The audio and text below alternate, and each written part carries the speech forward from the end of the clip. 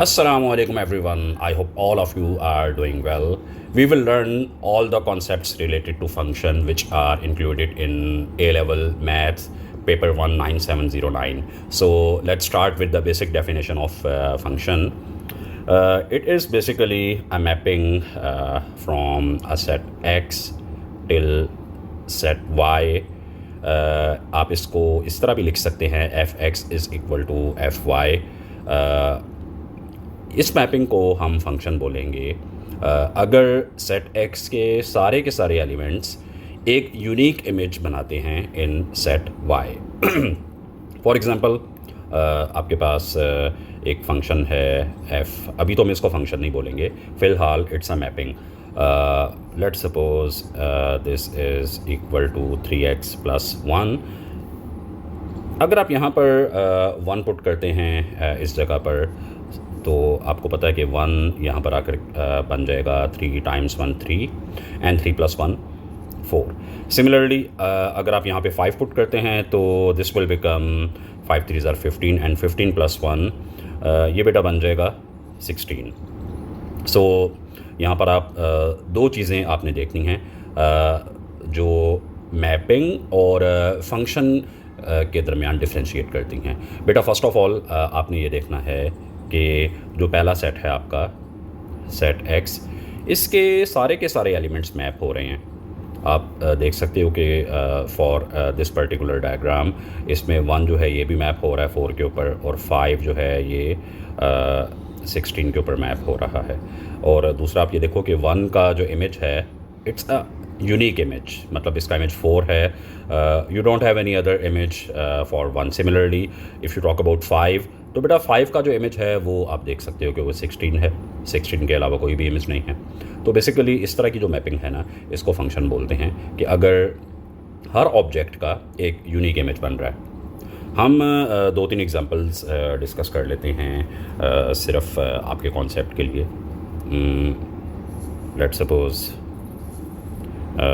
You have a mapping, इसको हम बाद में कोई नाम दे लेंगे, एक्स वाई जी 1 2 3। इसको मैं कॉपी कर लेता हूँ यहाँ पे।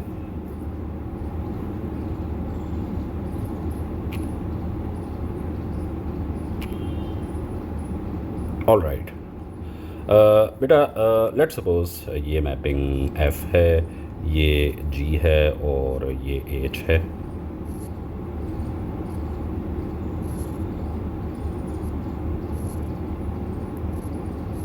और यहाँ पर हम देखते हैं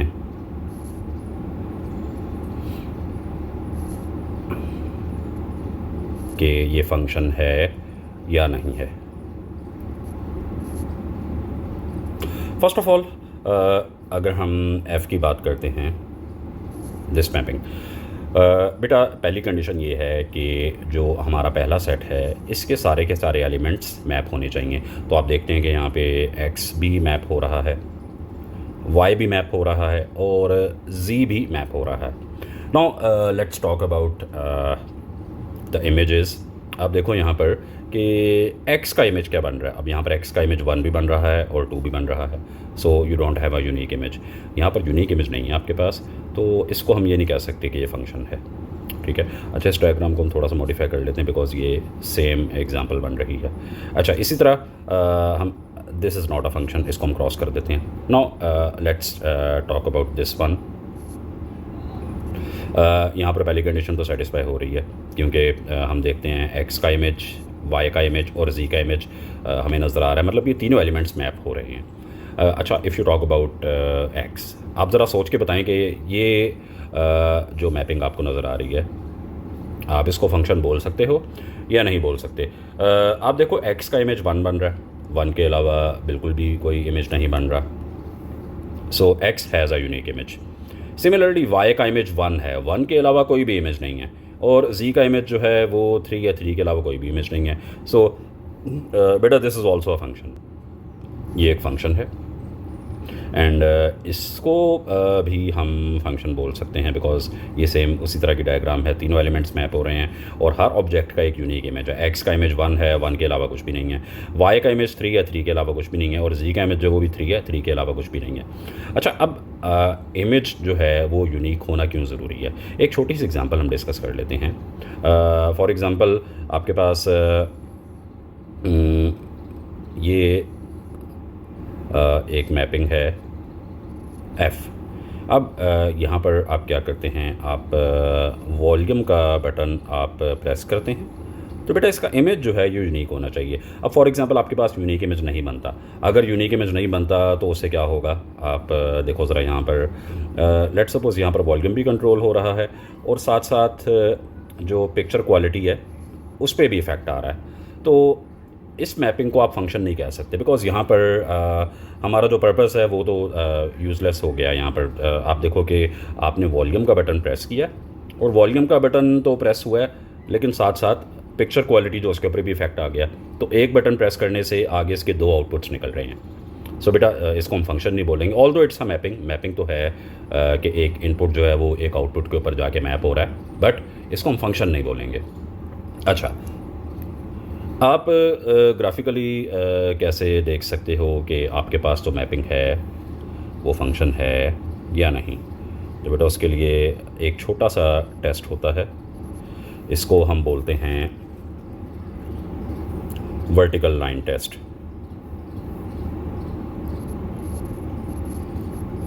वर्टिकल लाइन टेस्ट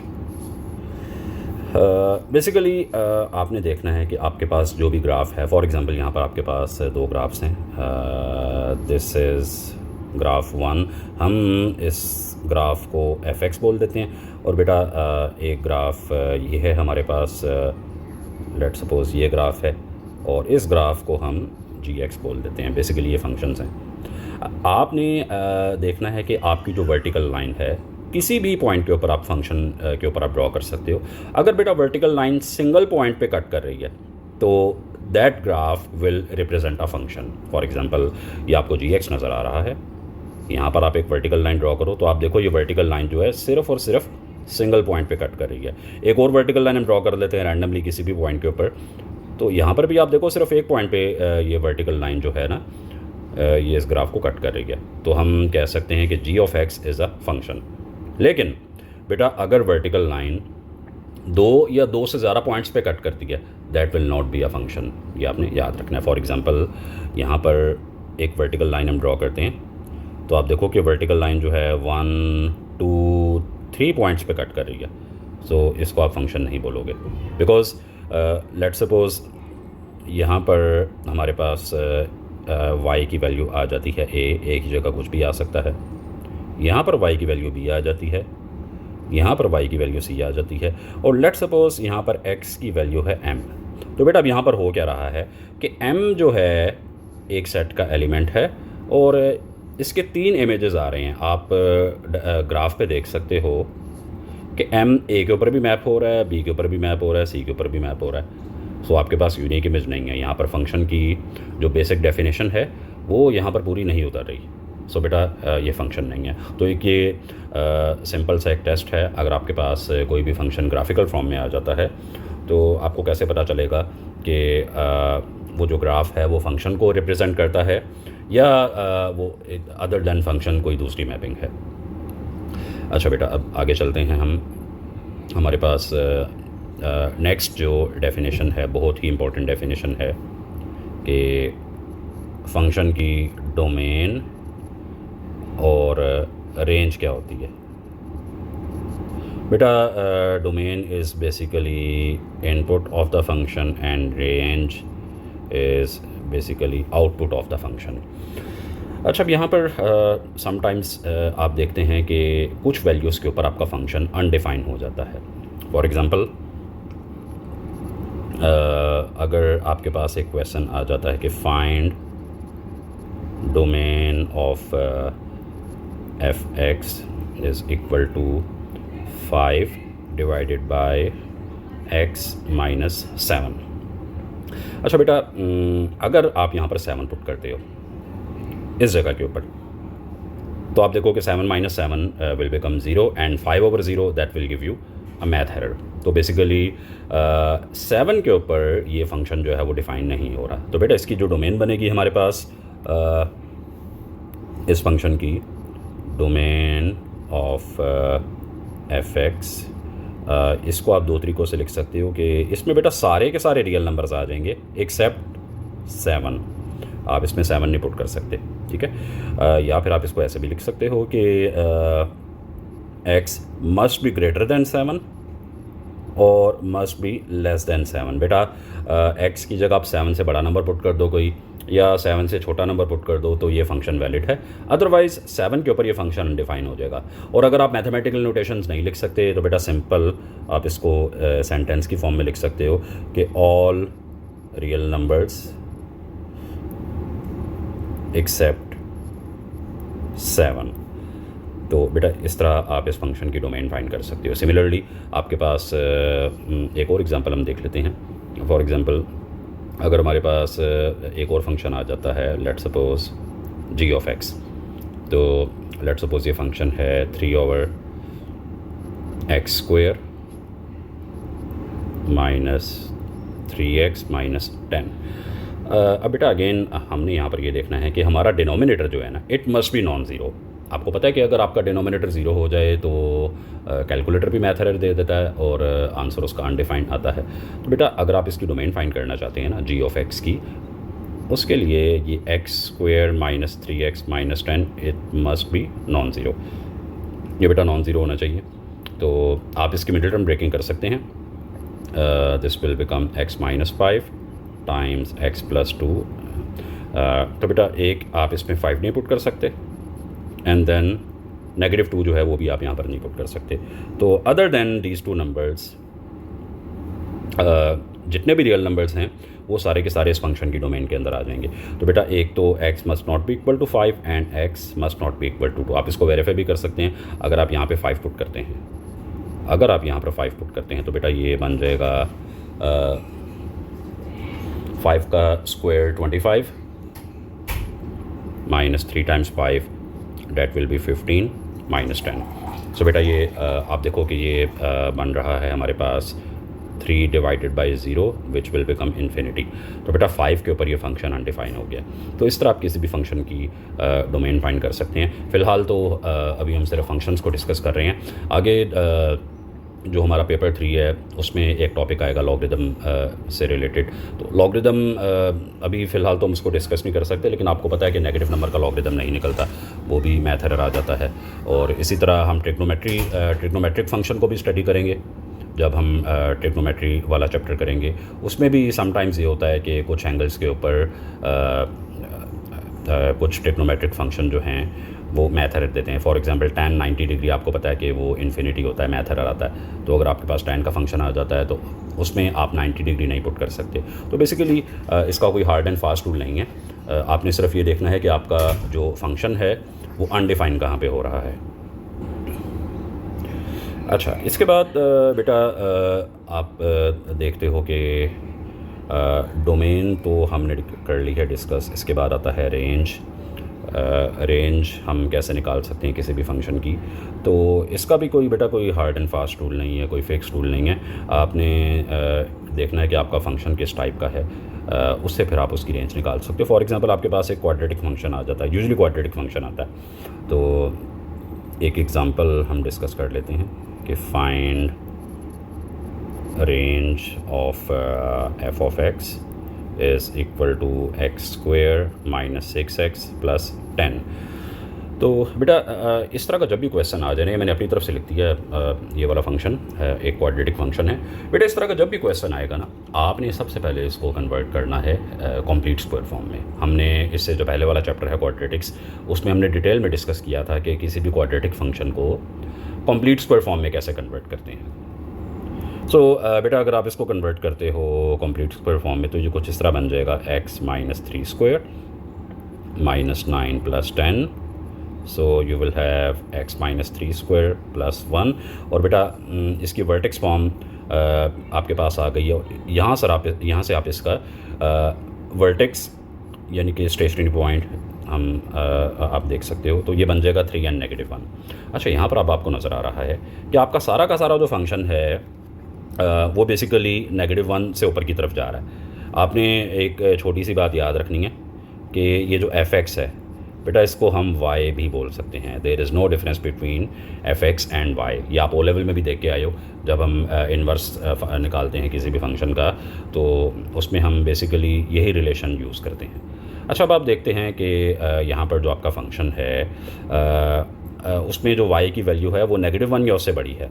आपको ग्राफ नज़र आ रहा है, इस पूरे के पूरे ग्राफ में जो आपका फंक्शन है ये -1 या उससे बड़ा नज़र आएगा आपको। तो बेटा ये इसकी रेंज बन गई है। इस तरह आप किसी भी क्वाड्रेटिक फंक्शन की रेंज जो है वो निकाल सकते हैं। अच्छा बेटा, इसके बाद हम चलते हैं नेक्स्ट डेफिनेशन के ऊपर। बहुत ही सिंपल सी चीज़ है ये, आप लोग पहले ओ लेवल में और IGCSE में भी इसको देख के आए हो। ये है बेटा inverse of a function.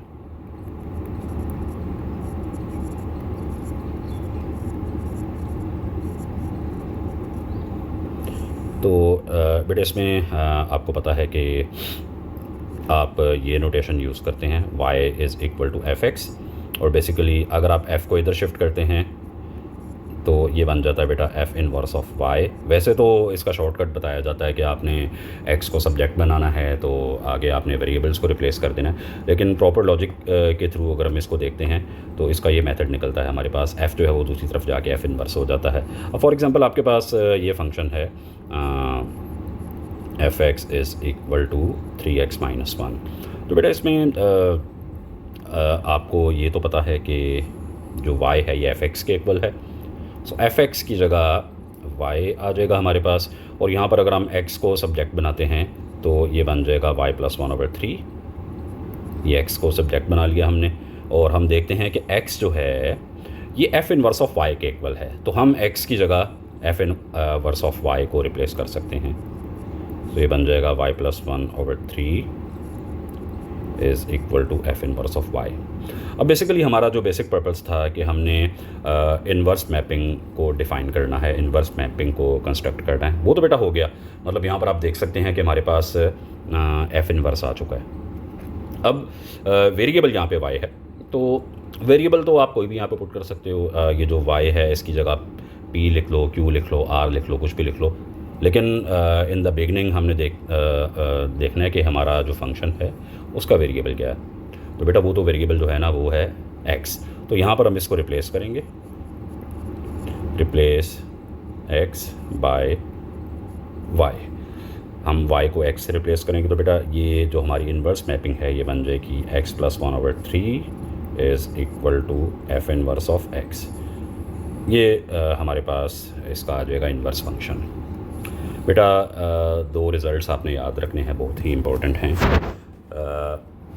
Basically जो हमारा फंक्शन होता है, फंक्शन की जो डोमेन होती है ये बेटा उस फंक्शन के इन्वर्स की रेंज के इक्वल होती है, ये आपने याद रखना है। सिमिलरली हमारे पास f इनवर्स की जो डोमेन है that will be equal to range of the given function. उसकी वजह ये है, अगर आपके पास ये मैपिंग है f और ये है इन्वर्स मैपिंग, आप डोमेन को स्टार्टिंग पॉइंट और रेंज को एंडिंग पॉइंट या एंड पॉइंट भी बोल सकते हैं। तो बेटा आप देखते हैं कि जो f है ये यहाँ से स्टार्ट हो रहा है और यहाँ पे एंड हो रहा है। मतलब ये जो सेट x है और ये सेट y है, ये इसका स्टार्टिंग पॉइंट है, ये डोमेन है, और ये इसका एंड पॉइंट है जो कि रेंज है। तो आप देखते हैं कि जो f का स्टार्टिंग पॉइंट है वही सेट f इनवर्स का एंड पॉइंट है, एंड सिमिलरली जो सेट f का एंड पॉइंट है वो f इनवर्स का स्टार्टिंग पॉइंट है। तो इसलिए हम कह सकते हैं कि जो f की डोमेन है ये f इनवर्स की रेंज के इक्वल होगी, और f इनवर्स की जो रेंज है f इनवर्स की जो डोमेन है ये f की रेंज के इक्वल होगी। ये एक सिंपल सी चीज़ है, ये आपने याद रखनी है। अच्छा बेटा, अब इसके बाद फंक्शंस की टाइप्स हैं कुछ। वैसे तो there are so many types of functions, function की टाइप्स काफ़ी ज़्यादा होती हैं, हम उसको डिस्कस करते हैं। सबसे पहले हमारे पास आता है 1-to-1 function.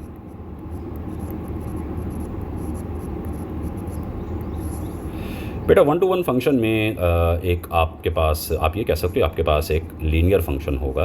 For example 5x+1। आप देखो कि इसमें हर ऑब्जेक्ट का एक सेपरेट इमेज होगा। लाइक यहाँ पर आप 3 पुट करते हो, 4 पुट करते हो, 5 पुट करते हो, तो ये बेटा कुछ इस तरह की चीज़ बन जाएगी।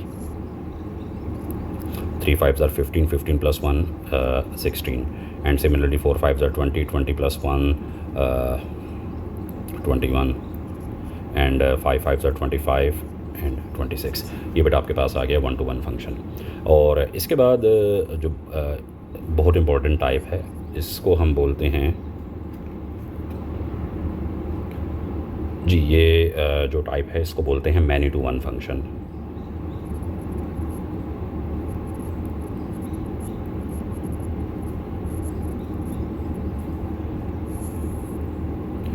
मैनी टू वन फंक्शन बेटा इसमें आपके पास एक एग्जांपल हम डिस्कस कर लेते हैं। For example if you have f(x) is equal to x² + 1। यहाँ पर देखें क्या होगा हमारे साथ। अगर यहाँ पर हम -1 पुट करते हैं तो -1 का जो आंसर आएगा, अगर आप यहाँ पर -1 पुट करते हो तो -1 का स्क्वायर 1 होता है, एंड 1 + 1 विल बिकम 2, वो यहाँ पे आके 2 बन जाएगा। और अगर आप यहाँ पे 1 पुट करते हैं तो 1 भी यहाँ पर आके 2 बन जाएगा। अब आप देखो कि यहाँ पर 2 ऑब्जेक्ट्स हैं, लेकिन उनका जो इमेज है वो सेम आ रहा है। -1 का इमेज भी 2 आ रहा है और 1 का इमेज भी 2 आ रहा है।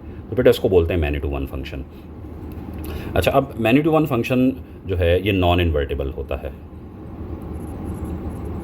Many to one function is non invertible, मतलब आप इसका इन्वर्स नहीं फाइंड कर सकते किसी भी सूरत में। सिर्फ जो वन टू वन फंक्शन है, only one two one function will be invertible. अच्छा, इसकी रीज़न क्या है, हम ज़रा दोबारा स्क्रॉल अप करके डेफिनेशन के ऊपर मूव करते हैं। जो फंक्शन की डेफिनेशन मैंने आपको बताई थी बेटा, आपको मैंने बताया था कि हर ऑब्जेक्ट का एक यूनिक इमेज होना चाहिए if there is a function. तो यहाँ पर हम देखते हैं कि अगर हम इन्वर्स फंक्शन की बात करते हैं, मैनी टू वन फंक्शन की, ये बेटा फंक्शन है और ये बेटा इन्वर्स फंक्शन है। अगर आप इन्वर्स फंक्शन की बात करते हैं ना, तो बेटा ये जो f इन्वर्स है, f इन्वर्स 2 को मैप कर रहा है -1 के ऊपर, as well as this f inverse is mapping 2 at 1। तो आप देखो 2 का इमेज -1 भी बन रहा है और 1 भी बन रहा है। तो ये तो फंक्शन की जो बेसिक डेफिनेशन है, ये बेटा उसकी वायलेशन है। फंक्शन की बेसिक डेफिनेशन आपको ये कहती है कि हर ऑब्जेक्ट का यूनिक इमेज होना चाहिए, लेकिन यहाँ पर आप देख रहे हैं कि 2 का इमेज -1 भी बन रहा है और बेटा 1 भी बन रहा है।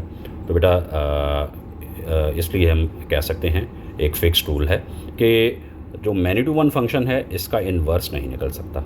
It is a non invertible function. एक छोटा सा टेस्ट हम इसका देख लेते हैं। इसको बोलते हैं हॉरिजॉन्टल लाइन टेस्ट।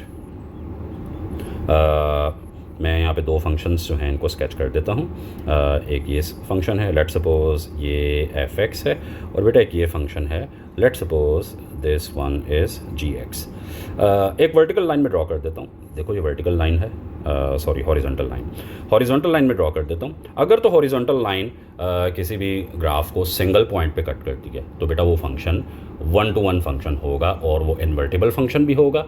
उसका इन्वर्स भी आप फाइंड कर सकते हैं।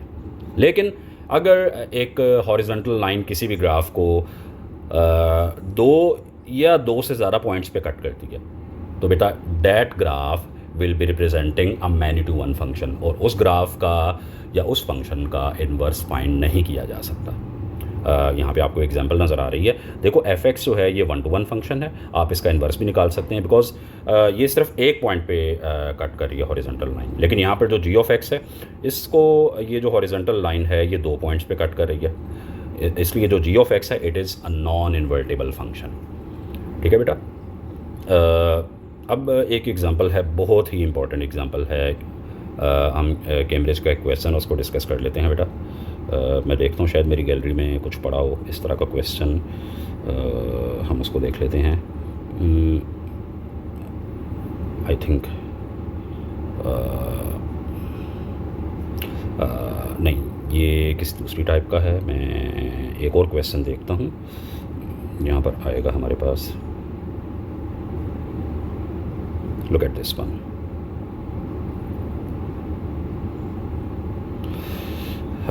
बेटा ये क्वेश्चन आपको बार बार आता है, कैम्ब्रिज में बहुत दफ़ा आता है। जो इसका जो सेकंड पार्ट है ना, ये फर्स्ट पार्ट तो कंप्लीटिंग द स्क्वायर, उसको हम पहले देख लेते हैं।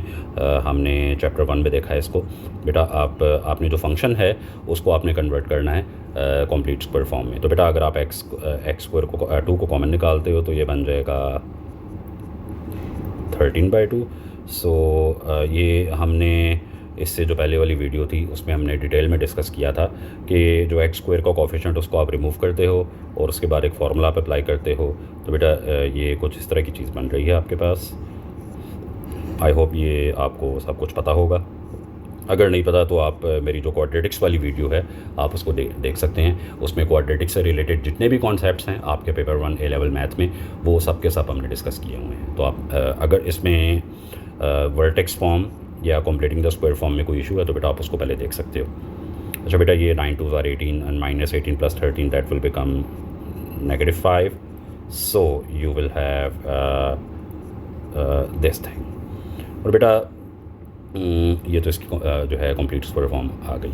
अब जो पार्ट 2 है, वेरी वेरी इंपॉर्टेंट पार्ट, और तकरीबन हर साल ही ये कैम्ब्रिज में पूछ लेता है आपसे। बेटा वो कह रहा है कि ये जो आपका फंक्शन है ना, ये वाला function which is same function that you have in part A, बेटा ये कह रहा है कि ये एक 1-to-1 फंक्शन है। तो आपने इसकी जो डोमेन है ना, आपने इसकी डोमेन जो है वो फाइंड करनी है। अभी हमें इसकी डोमेन का नहीं पता। उसने लिखा हुआ है कि x इज़ ग्रेटर और इक्वल टू k, मतलब इसकी डोमेन ये है कि जो x है वो एक फिक्स नंबर है k, उससे उसके इक्वल है या उससे बड़ा है। अब k का हमें नहीं पता और k की वैल्यू ही आपने फाइंड करनी है। अच्छा बेटा, साथ उसने कंडीशन लगा दी है कि this is a 1-to-1 function. हम इसको ज़रा स्केच करके देख लेते हैं और रफ सा स्केच बना लेते हैं। आपको पता है इसका जो वर्टेक्स होगा ये बेटा होगा 3 and -5। ये तो सबको पता है इसका वर्टेक्स यही होगा, ठीक है ना। यहाँ से आप इसको निकाल सकते हो। अच्छा बेटा, अब आप देखो कि इस वक्त ये 1-to-1 फंक्शन है या many-to-1 फंक्शन है। बेटा आपको मैंने सिंपल सी चीज़ बताई थी कि रैंडमली कोई सी वर्टिकल लाइन आप ड्रॉ कर दो और आप देखो कि ये जो वर्टिकल लाइन है ये 2 पॉइंट्स पे कट कर रही है। तो बेटा इस वक्त तो ये many-to-1 फंक्शन है, हालांकि स्टेटमेंट में वो लिख रहा है कि ये 1-to-1 फंक्शन है। तो बेटा अगर आप इसको 1-to-1 बनाना चाहते हो according to the given condition, तो इसका एक फ्लैप आपको कट करना पड़ेगा। ये वाला फ्लैप भी आप कट कर सकते हैं, ठीक है। और इसके अलावा अब बेटा ये वाला फ्लैप जो है ये भी आप इसका कट कर सकते हैं। तो आपकी मर्ज़ी है, लेकिन थोड़ा सा आप ये देखो कि आपसे वो पूछ क्या रहा है। वो पूछ रहा है कि x is greater equal to k, मतलब एक फ़िक्स नंबर है, उससे आगे की तरफ आपका फंक्शन जा रहा है, फंक्शन बैकवर्ड नहीं आ रहा। तो बेटा ये पीछे वाला फ्लैप अगर हम कट कर देते हैं तो आपके पास ये फंक्शन जो है ना कुछ इस टाइप का बन जाएगा, लाइक दिस वन। इसका जो मिनिमम पॉइंट है ये है 3 and -5. Now you can see that this function, this has become a 1-to-1 function according to the given condition. तो अब आप देखो कि इसमें x की मिनिमम वैल्यू क्या है, वो आपको नज़र आ रहा है कि ये है 3। तो बेटा ये सारा का सारा कॉन्सेप्ट आपको बताया है, ऑल्दो ये सिर्फ एक नंबर का पार्ट है लेकिन ये बार बार पूछा जाता है। और इसमें ये सारा का सारा स्केच करने की ज़रूरत नहीं है, कुछ भी करने की ज़रूरत नहीं है। सिंपल बेटा इसका आंसर होता है, हर साल ये क्वेश्चन आता है, इसका सिंपल आंसर होता है कि बेटा जो आपका वर्टेक्स का x कोऑर्डिनेट है ना, ये इसका आंसर है, हमेशा यही होगा। समटाइम्स जो पूछेगा x is greater equal to k, sometimes जो आपसे पूछ लेगा कि x is lesser equal to k, बेटा हमेशा इसका यही आंसर होगा, जो वर्टेक्स है उसका x कोऑर्डिनेट इसका आंसर होगा।